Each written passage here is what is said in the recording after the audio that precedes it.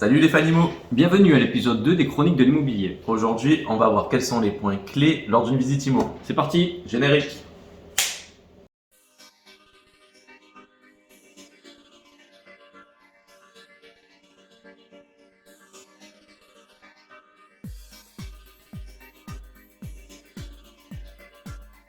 Premier point super important lorsqu'on va faire une visite immobilière, c'est d'arriver en avance. Bien sûr, pour connaître la localisation, les commodités, tout ce qui est docteur, tout ce qui est supermarché, boulangerie, les écoles, les collèges, les complexes sportifs très importants et dédicace à mon fils, les skateparks. Sans oublier également les transports en commun et les bars. Pourquoi les bars? Parce que si tu as envie de boire un coup, puis au moins tu peux rentrer à pied si tu es un peu éméché. Non? Non, parce qu'on est toujours en confinement, je vous rappelle. Oui, et puis l'abus d'alcool est dangereux pour la santé. On le rappelle. On oublie les bars, mais en tout cas c'est super important d'arriver en avance. Tout à fait. Point numéro 2, lorsque vous avez fini votre tour du quartier, qu'est-ce qu'on fait? On va à notre rendez-vous et on regarde la façade. C'est très important, notamment si vous voyez des fissures. Il faut bien regarder la profondeur, l'épaisseur des fissures et le faire constater par un professionnel. En cas de contre-visite, il faut faire accompagner pour qu'il puisse vérifier. On peut prendre des photos, mais la présence de professionnels est beaucoup plus simple. Il faudra acter. Donc quand on a des fissures, contre-visite. Ne prenez pas de décision là, ça des fissures, ça peut être important et ça peut vraiment poser des problèmes par la suite. Par contre, si effectivement c'est juste la façade qui est terne et qui vous pose un peu de problème, des fois un simple lavage haute pression ça suffit et hop, tac, on repart à neuf. Juste un peu de boulot et ça repart impeccable. Un peu d'huile de coude. Exactement. Ouais, ça c'est sûr que c'est pas à toi que ça fera du mal, l'huile de coude. En numéro 3, après avoir vu la façade, on va faire le tour des extérieurs. Donc on va commencer par les volets. Très important, il faut regarder l'état des volets. Des fois c'est juste un coup de peinture et très souvent il va falloir les changer. Ça n'a pas le même coût, il faut faire attention. Effectivement, si vous avez un trou, vous dormez, vous prenez le soleil en plus, pour peu que le trou est mal placé, tu te le prends dans la tête comme ça, c'est pas forcément super. C'est pas agréable. Donc là, à ce moment-là, on change. Mais après, des fois, les volets vont très bien aussi. Oui. D'ailleurs, c'est souvent le cas, il faut quand même le dire, les volets, c'est quelque chose d'important. En général, ils sont quand même plutôt en bon état. Ensuite, on va vérifier les toitures. Toiture, il faut regarder tout ce qui est les tuiles, l'état des tuiles, l'état de la toiture, si c'est juste un coup de nettoyeur de pression à faire dessus. Ou alors si la toiture commence à faire le ventre, ça veut dire que la structure n'est pas terrible, là à ce moment-là c'est des coûts qui sont énormes. Donc il faut vraiment regarder, on prend le temps, on passe, on demande à vérifier par les combles et on regarde les chevrons, on regarde un petit peu tout le reste, c'est important. Donc il faut bien ramper. Si vous avez été un petit peu, voilà, mais si vous avez fait vos études militaires, si vous avez été militaire, c'est plus pratique. Voilà. C'est un poste qui est important. Par contre, si vous faites le ventre, ça marche pas. C'est compliqué après à rentrer. Ensuite, on va passer à tout ce qui est clôture, par exemple. Voilà, c'est la clôture importante, notamment si vous avez des animaux, si vous voulez pas qu'ils s'échappent, etc. Donc, l'état de la clôture. Et pour terminer, bien évidemment, le jardin de manière générale. Voilà. Est-ce que c'est facile d'entretien? Oui, non, parce que il y a des gens qui vont avoir plus de facilité, qui vont avoir la main verte, qui vont s'occuper à entretenir. Il y a des gens qui vont pas forcément avoir le temps et qui vont avoir besoin d'un jardin, qu'on peut entretenir très facilement. Après c'est assez simple, il y a des robots qui existent pour tourner une pelouse, pour tout faire, donc voilà. Et des robots... des robots spécial feignants, c'est top ça. Non, maintenant tu sais ce que je veux pour mon anniversaire. C'est ça. Après le robot qui nettoie la maison, il y a le robot qui tourne le jardin. D'accord. Voilà, comme ça vous le savez. On en apprend tous les jours, mais moi je ne savais pas. Voilà. Maintenant on va passer au numéro 4. Après les extérieurs, on va enfin passer à l'intérieur. Et la première chose à regarder, les sols. Il existe plusieurs matériaux. Le lino, le plus simple à poser, et le moins coûteux. On a le parquet. Donc le parquet, on a le parquet massif ou le parquet stratifié. C'est les coûts qui diffèrent simplement. On a le carrelage, le béton ciré qui est très tendance en ce moment. Et la moquette. Et la moquette aussi. Bon, maintenant c'est un petit peu vieillot quand même. Effectivement, c'est un petit peu vieillot, mais ce qui est important, c'est que vraiment le sol soit adapté à la pièce. Par exemple, dans une salle de bain, on ne met pas de parquet. Parquet, ça va être tout ce qui est chambre, au côté chaud, le côté... On peut marcher pieds nus de suite, voilà, il n'y a pas cet aspect froid que peut avoir le carrelage. Mais ça c'est super important, si vous avez du parquet dans une pièce d'eau, ça risque de gondoler, etc. Et c'est là où je voulais en venir justement, c'est que sur le sol, que ce soit du carrelage, du lino, etc., on regarde si c'est bien droit. D'accord? Il ne faut vraiment pas que que ça courbe comme ça. Si c'est du carrelage et que les carreaux ne sont pas droits, ça va forcément commencer à se fissurer, les joints vont commencer à craquer, etc. Donc c'est pas bon, c'est que c'est pas bien fait. Il faut vraiment que vos sols soient numéro 5. On va passer au DPE. DPE qui veut dire diagnostic de performance énergétique, qui permet d'évaluer la consommation en énergie en kWh et le taux de CO2. À l'intérieur, c'est diagnostic. On va faire ça assez rapidement. On rentrera dans le sujet la prochaine fois avec un professionnel qui viendra. Ça sera notre invité. On aura une émission spéciale DPE avec un diagnostiqueur. Tout à fait. Donc, on a le diagnostic, l'amiante. DPE, on a l'amiante, l'état des risques au plomb, parce qu'il y a une certaine année où avant on avait des plombs, peinture au plomb, etc. L'électricité pour savoir si tout est aux normes, s'il manque quelque chose. Les termites pour le bois. Voilà. Ah oui, ça serait bon de se faire manger le bois. Le gaz et certificat loi Carrez. Et le dernier diagnostic, c'est l'assainissement. Savoir si on est sur fosse septique ou si on est sur tout à l'égout. Si on est raccordé ou tout à l'égout. Après, attention. Le DPE, vous voyez souvent on voit les lettres A, B, C, D, etc. Il faut vraiment pas se fier qu'à ça. Pourquoi? Tout simplement parce que ça va dépendre de la taille, ça va dépendre, c'est des moyennes en fait. Ce qui compte vraiment, c'est regarder la consommation annuelle. Quand vous prenez le DPE, il y a un endroit avec le détail de la consommation annuelle et là ça va vraiment vous donner un indice sur combien cela va vous coûter en électricité. Il ne faut pas oublier non plus que le DPE a une durée limitée. Donc ça, la prochaine fois, on en discutera avec le professionnel pour savoir combien de temps chaque DPE a une durée. Et maintenant, on passe au point numéro 6. On va passer au mode de chauffage. Parce que effectivement, voilà, tout ce qui est chauffage, ça va être super important pour votre avenir. Déjà, premièrement, on va regarder l'état de la chaudière. Savoir est-ce qu'on va la changer, pas la changer, est-ce qu'elle est récente, pas récente. Le volume, parce que si vous avez une petite chaudière de 150 litres alors que vous êtes 5, vous finirez vos douches à l'eau froide le soir ou vous lavez un jour sur deux. Voilà, vous tirez à pile ou face qui se lave et voilà, sinon, ça va être compliqué. Et ensuite, les radiateurs. Alors, on a différents radiateurs. On a les radiateurs qui sont les radiants, les grippins, qui consomment le plus. Horrible. On a ceux à fluide, colporteur. En fait, c'est un liquide qui transporte de la chaleur. Le plus souvent, de l'eau associée avec de l'antigel ou de l'huile. Ça chauffe grâce à une résistance et après ça garde la chaleur et ça dispatche la chaleur. Donc c'est très économique et c'est un bon moyen de chauffage. C'est chauffage sec, c'est bien. Ça c'est très bien. Ensuite il y a les climatisations réversibles. C'est plus intéressant actuellement, surtout dans le sud.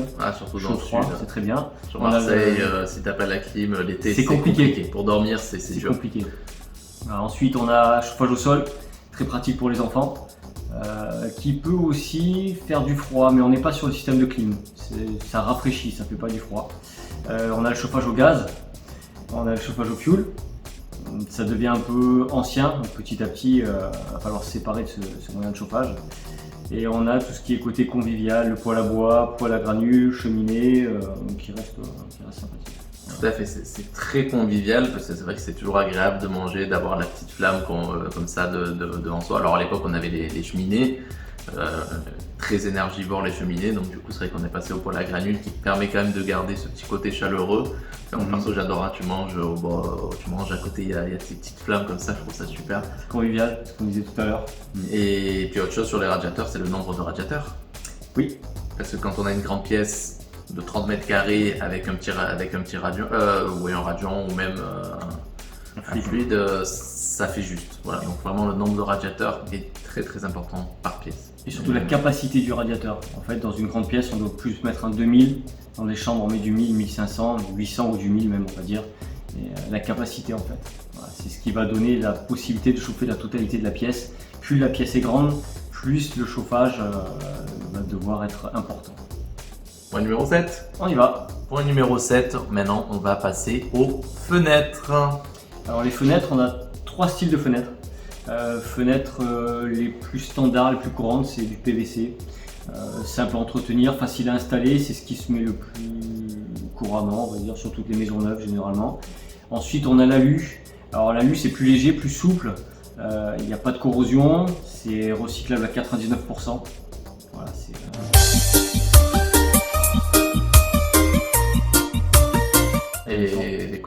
l'écologie, pardon. Et l'économie aussi, hein. Ceci dit, mais l'écologie en ce moment c'est vraiment d'actualité. Ouais, puisque tu parles d'écologie, on va prendre le dernier qui est le bois. Ça revient à la mode, c'est de plus en plus tendance. C'est des matériaux durables et recyclables, très important. Recyclable à 100% et ça c'est vraiment important. Et toujours sur les fenêtres, il faut vérifier le vitrage simple, double et maintenant on va même paraître du triple vitrage régulièrement. À quoi ça sert? Ça sert pas à faire joli, hein, très clairement. Le double vitrage et le triple vitrage c'est important pour tout ce qui est isolation phonique et thermique. Donc on n'hésite pas, on arrive, on ouvre les fenêtres, on referme au niveau du son. Surtout au centre-ville. On arrive, on ferme, tac, et on regarde si vraiment c'est calme. Pourquoi? Parce que pour qu'il y ait un bon endormissement, il faut qu'il y ait moins de 30 décibels. D'accord? Au-delà de 30 décibels, l'endormissement est compliqué. Mauvaise qualité. Voilà. Ensuite, on a également, donc ce que je disais, l'énergétique, le côté énergétique, parce que des bonnes fenêtres avec une bonne isolation, ça va vous permettre de récupérer entre 10 et 15% de déperdition énergétique. Sur la facture, ça se sent sur l'année, c'est vraiment pas négligeable. Allez, maintenant passons au point suivant. Un point très important, comme tout ce que l'on raconte depuis le début et comme on dit à chaque fois, on raconte que des choses super importantes et très intéressantes. Donc restez bien à l'écoute. Quel est le système de ventilation et son état? Un système de ventilation, il faut regarder d'abord si ça aspire bien en mettant la main ou une feuille de papier. VMC qui veut dire ventilation mécanique contrôlée. Donc il y a deux systèmes de VMC, la simple flux et la double flux. La simple a pour but d'extraire l'air pollué d'une habitation dans toutes les pièces humides comme la salle de bain, la cuisine. Et la double flux, en fait, la différence c'est qu'elle introduit en plus de l'air neuf d'une maison en récupérant la chaleur ou la fraîcheur de l'extraction de l'air. Voilà la différence. Et donc, entre autres, comme vérification, ce qu'on peut faire, c'est regarder s'il n'y a pas de traces d'humidité. Traces d'humidité au niveau du plafond, au niveau des murs et au niveau des sols. Ouais. Très important ça.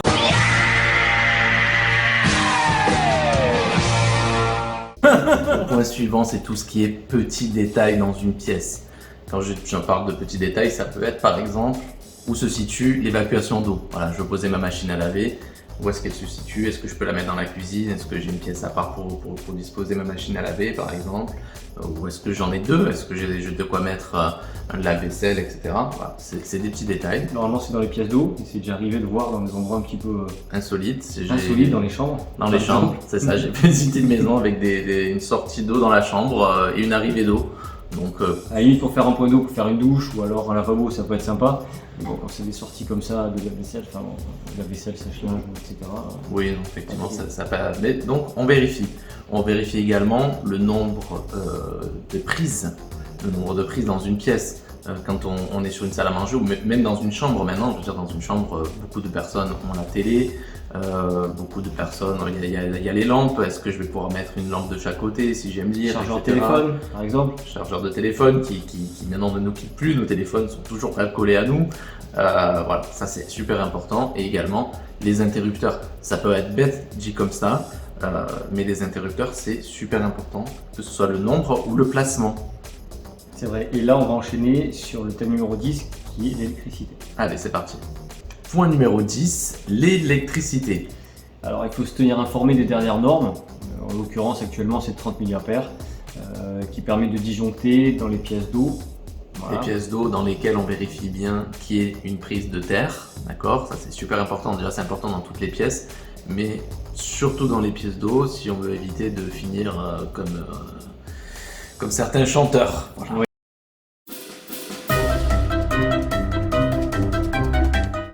Donc il faut vérifier les prises, parce que j'ai dit tout à l'heure les interrupteurs, et aussi très important le tableau électrique. Parce qu'entre temps, avant c'était du plomb, maintenant ça a évolué, et s'il est trop vétuste, c'est pas mal de le faire refaire. Donc pour ça, bien évidemment, toujours un professionnel, avoir l'avis d'un professionnel, avoir un devis d'un professionnel, c'est important. Tout à fait, surtout en électricité. L'électricité c'est quelque chose qui peut être très dangereux. On peut se prendre des châtaignes. Pas le fruit ni le légume, du coup je ne sais plus si c'est un fruit ou un légume, il m'a perturbé.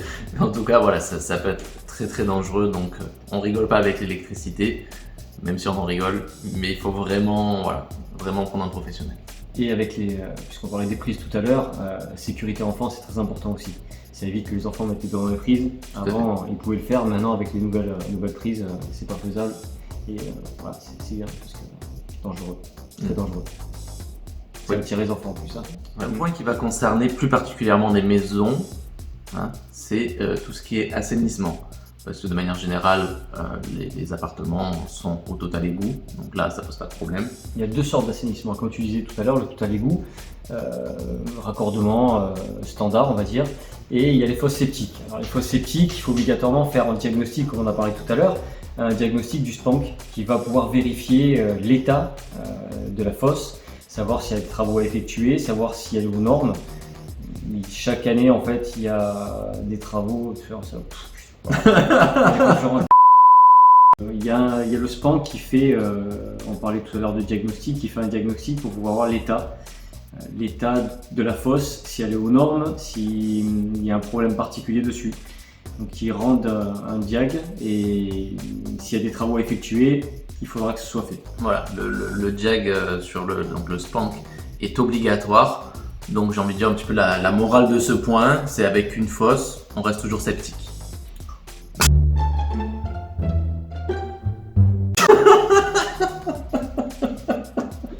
Tu vois mon désespoir. Après cette vanne de très bon goût sur les fosses septiques, on va passer aux isolations, point numéro 12. Alors l'isolation, il y a plusieurs sortes d'isolation. Le plus courant généralement c'est la laine de verre, la laine de roche, c'est des gros rouleaux qu'on déploie dans les combles. On a actuellement plus la projetée. Les gens arrivent avec une machine pour projeter. Alors c'est beaucoup plus isolant actuellement parce qu'on n'a pas de déperdition, ça se projette de partout, c'est mieux. Ouais, ça fait une sorte de mousse comme ça. C'est mousse ou alors un système de laine de verre, laine de roche qui balance en fait, ouais. C'est plus simple.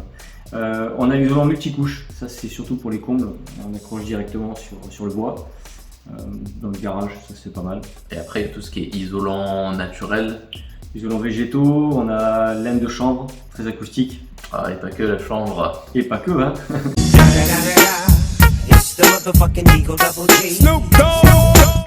Laine de lin, le liage aussi. Bon, c'est assez rare hein, pour les maisons, mais bon, ça peut exister aussi. Peut-être à Bordeaux.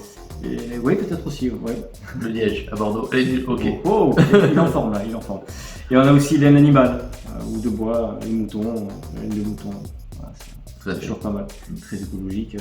Après, écologique, on en revient à ce qu'on disait tout à l'heure. Écologie et économie, les deux sont liés. Mais actuellement, on sert plus du projeté. Ouais, ou alors on a encore laine de verre, laine de roche, mais on reste là-dedans.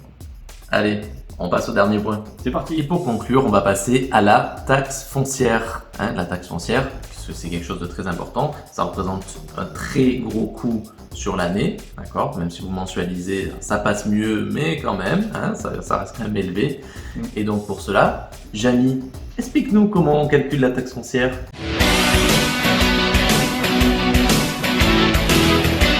Alors mon cher Fred, pour calculer la taxe foncière, c'est très simple. Le mode de calcul est associé à la valeur cadastrale et au taux voté par les collectivités territoriales. C'est bien Jamy, mais j'ai rien compris en français, ça donne quoi? Alors concrètement, qu'est-ce que tu pourrais... Concrètement en fait, c'est juste la taille de la maison avec ce qui a été voté par la municipalité. Et bien voilà, c'est très simple, tu vois, tu as compris. Merci Jamy. Ne pas oublier, on ne prend jamais de taxes. Surtout on prend le foncier, on ne prend jamais de taxe d'habitation parce que c'est indexé sur les salaires, alors que le foncier c'est comment l'indiquer, indexé sur la taille. Exclusivement voilà. Sur la maison, voilà, jamais de taxe d'habitation. Voilà. Donc, taxe d'habitation non, taxe foncière oui. Et voilà, la vidéo est déjà terminée. Ce fut vraiment un plaisir de pouvoir vous conseiller sur vos visites immobilières. Merci Flo. Merci à toi Stéphane, en tout cas je me suis encore régalé. C'est vrai, merci aux auditeurs de nous suivre. Vous nous suivez, mais du coup, les fanimaux, qu'est-ce qu'on fait quand on aime la vidéo? On appuie sur le petit pouce bleu et on like. Ou alors, on s'abonne. Ou alors, on va faire les deux. On s'abonne et on clique sur la petite cloche, voilà, pour être informé des nouvelles vidéos. On vous dit à très bientôt avec très certainement une vidéo avec des invités. Un invité, ouais. Un invité mystère. On aura encore des très conseils. Intéressant d'ailleurs, la prochaine fois, comme celle-ci. Tout à fait. De toute façon, avec nous, c'est toujours intéressant. Donc, je vous souhaite de passer une agréable journée et surtout, n'oubliez pas, sortez couverts.